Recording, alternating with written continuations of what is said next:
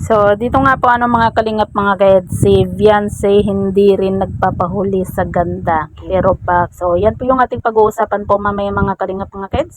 Pero bago po natin ipagpatuloy ang video ito sa mga bago pa lang po sa ating munting channel, huwag po natin kalimutang suportahan ang ama ng kalingap, Kuya Val Santos Matubang at Kalingap Rob. At paunawa panoorin po muna ang full video bago mag-comment para malaman ang nilalaman nito. So, dito nga po mga kalingap mga Edsi, grabe nga po yung pagpunta nga po ng Edsi nga po sa Hong Kong. Kasi kung mapapansin nyo po mga kalingap mga Edsi, yung mga video po ng tambalang Edsi, talagang grabe yung pagka-sweet po nila. Talagang super sweet. Ibang-iba na po talaga dati. At saka ang nakakatuwa dito mga kalingap mga Edsi, yung mga nababasa po natin patungkol nga po dito kay Kalingap Edo, dahil nga po sa makikita po natin itong si Kalingap Edo na talagang nasa mood. Kumaga talagang napakasaya lang po niya, yung bang lumalabas yung pagkamakulit nga po niya, kaya naman itong si wifey talagang napaka-happy din at minsan nahahawan na rin po talaga dito nga po sa kanyang hobby. At ayan nga po mga kalingap mga ka-Edsi, usap-usapan din po itong si Miss Ra Garcia nga po na ini-issue na naman po ng iba dito kay Kalingap Edo. 'Di ba? Grabe yung iba Ano 'yun, lahat na lang ba ng lalapit kay Kalingap Edo i-issue po sa kanya, 'di ba? Hindi kaya minsan kung mapapansin po natin itong si Kalingap Edo parang medyo siya yung iwas. Kasi nga ayaw na rin siguro ni Kalingap Edo na ma-issue na naman po siya.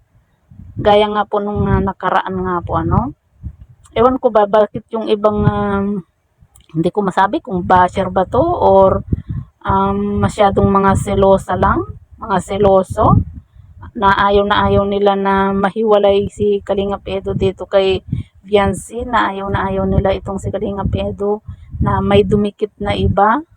'Di ba? Syempre hindi po natin maiiwasan, 'di ba? Kasi nga po sikat na po itong si Kalingap Edo, kasi kumbaga si Kalingap Edo at Beyonce, artista na po yan. Artista po ng Kalingap. Natural lang po na talagang may mga fans po na talagang hindi natin masasabi na siyempre kapag nakita po sila ng personal, 'di ba? May time na hindi po nila mapigilan yung sarili po nila na mapahawak, mapatapik or kung ano man po diyan dahil nga po sa iniidolo nga po nila itong si Kalingap Edo. At ayan nga po mga kalingap mga Kedsi, yung mga iba po ay talagang ini-issue na naman po itong si Mistra Garcia nga po dito kay Kalingap Edo. Pero yun nga po mga kalingap mga Kedsi, alam naman po natin na itong si Kalingap Edo at Beyonce, talagang kita naman po natin kung gaano po sila kasaya. Kaya sana wag na po nating sirain pa yung bakasyon po ng dalawa. Dahil lang na naman po dito nga po kay Mistra Garcia nga po na kumbaga fans lang naman po ni Kalingap Edo. Wag na po natin bigyan ng ibang kahulugan na naman po yung pagdikit po ni Mistra Garcia nga po dito kay Kalingap Edo. At ayan nga po mga kalingap mga Kedsi, gaya nga po nang nasa thumbnail po natin, Beyonce hindi rin papahuli sa ganda. Kasi kita naman po natin itong thumbnail po natin na talagang napakaganda din po ni Beyonce nga po.